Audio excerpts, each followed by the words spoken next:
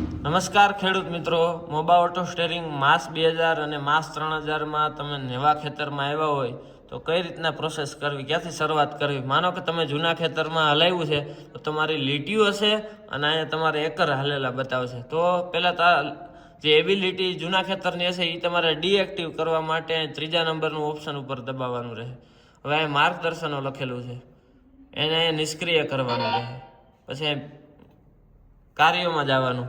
હવે માનો કે તમે અત્યારે નવા ખેતરમાં, હું જૂના જયેશભાઈમાં હતો અને હવે નવા ખેતરમાં આવ્યો છું, એ છે રાહુલભાઈનું ખેતર. તો અહીંયા નવા ઉપર સિલેક્ટ કરવાનું. અહીં ટાસ્કમાં નામ લખવાનું છે તમારે, ખેડૂત મિત્રનું નામ કે રાહુલભાઈ. ખાતરી કરો.